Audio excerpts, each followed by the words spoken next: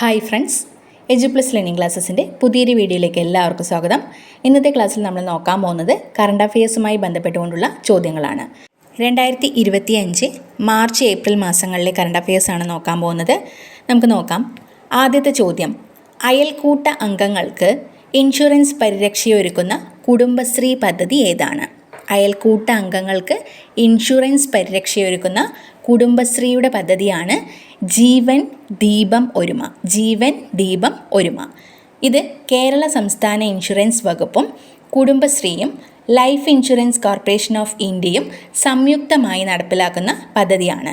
അയൽക്കൂട്ട അംഗങ്ങൾക്ക് ഇൻഷുറൻസ് പരിരക്ഷയൊരുക്കുന്ന കുടുംബശ്രീയുടെ പദ്ധതിയാണ് ജീവൻ ദീപം ഒരുമ. ജീവൻ ദീപം ഒരുമ. ഇത് നടപ്പിലാക്കുന്നത് കേരള സംസ്ഥാന ഇൻഷുറൻസ് വകുപ്പും കുടുംബശ്രീയും ലൈഫ് ഇൻഷുറൻസ് കോർപ്പറേഷൻ ഓഫ് ഇന്ത്യയും സംയുക്തമായാണ്. രണ്ടാമത്തെ ചോദ്യം: കോമൺവെൽത്ത് നേഷൻസിൻ്റെ 7ാം സെക്രട്ടറി ജനറലായി തിരഞ്ഞെടുക്കപ്പെട്ടത് ഷെർലി ബോച്ച്വേയാണ്.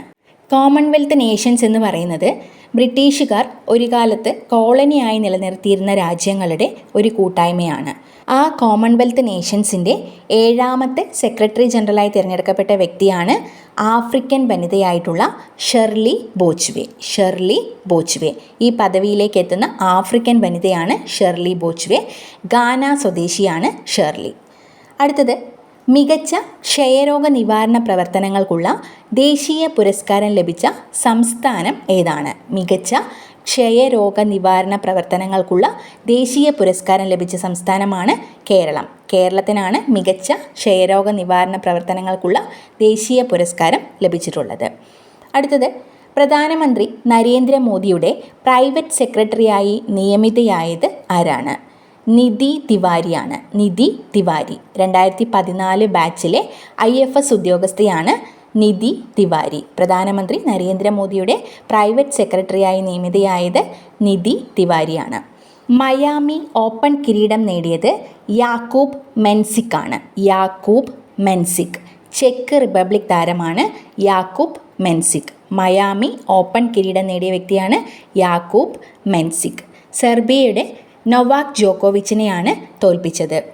മൊബൈൽ ആപ്ലിക്കേഷൻ വിപണിയിലെ ആധിപത്യം ദുരുപയോഗം ചെയ്തതിന് ഏത് കമ്പനിക്കാണ് ഫ്രാൻസ് പിഴയിട്ടത്? ആപ്പിൾ കമ്പനിക്കാണ്. മൊബൈൽ ആപ്ലിക്കേഷൻ വിപണിയിലെ ആധിപത്യം ദുരുപയോഗം ചെയ്തതിന് ഫ്രാൻസ് പിഴയിട്ടത് ആപ്പിൾ കമ്പനിക്കാണ്. 15 കോടി യൂറോയാണ് പിഴയായി ഈടാക്കുന്നത്. ഈയിടെ വിരമിക്കൽ പ്രഖ്യാപിച്ച ഇന്ത്യൻ വനിതാ ഹോക്കി താരമാണ് വന്ദന കടാരിയ. വന്ദന കടാരിയ. വിരമിക്കൽ പ്രഖ്യാപിച്ച ഇന്ത്യൻ വനിതാ ഹോക്കി താരമാണ് വന്ദന കടാരിയ. 15 വർഷത്തിനിടെ 320 മത്സരമാണ് അവർ കളിച്ചത്. 2025 ഏപ്രിലിൽ നയതന്ത്ര ബന്ധത്തിൻ്റെ 75ാം വാർഷികമായിരുന്ന രാജ്യങ്ങളാണ് ഇന്ത്യയും ചൈനയും. ഇന്ത്യയുടെയും ചൈനയുടെയും നയതന്ത്ര ബന്ധത്തിൻ്റെ 75ാം വാർഷികമാണ് 2025 ഏപ്രിലിൽ കഴിഞ്ഞത്. അടുത്തത്: അന്താരാഷ്ട്ര ബഹിരാകാശ നിലയത്തിലേക്ക് പോകുന്ന ആദ്യത്തെ ഇന്ത്യക്കാരൻ ആരാണ്? അന്താരാഷ്ട്ര ബഹിരാകാശ നിലയത്തിലേക്ക് പോകുന്ന ആദ്യ ഇന്ത്യക്കാരനാണ് ശുഭാംശു ശുക്ല. ശുഭാംശു ശുക്ലയാണ് അന്താരാഷ്ട്ര ബഹിരാകാശ നിലയത്തിലേക്ക് പോകുന്ന ആദ്യത്തെ ഇന്ത്യക്കാരൻ. അമേരിക്കൻ ബഹിരാകാശ ഏജൻസി ആയിട്ടുള്ള നാസയും ഇന്ത്യൻ ബഹിരാകാശ ഏജൻസി ആയിട്ടുള്ള ISROയും സ്വകാര്യ ബഹിരാകാശ കമ്പനിയായ ആക്സിയോം സ്പേസും ചേർന്ന് വിക്ഷേപിക്കുന്ന ദൗത്യത്തിലാണ് ഇന്ത്യക്കാരനായിട്ടുള്ള ശുഭാംശു ശുക്ല ബഹിരാകാശ നിലയത്തിലേക്ക് പോകുന്നത്. ആക്സിയോം ദൗത്യം എന്നാണ് അറിയപ്പെടുന്നത്. AX4 അല്ലെങ്കിൽ ആക്സിയോം ദൗത്യത്തിലാണ് ശുഭാംശു ശുക്ല അന്താരാഷ്ട്ര ബഹിരാകാശ നിലയത്തിലേക്ക് പോകുന്നത്.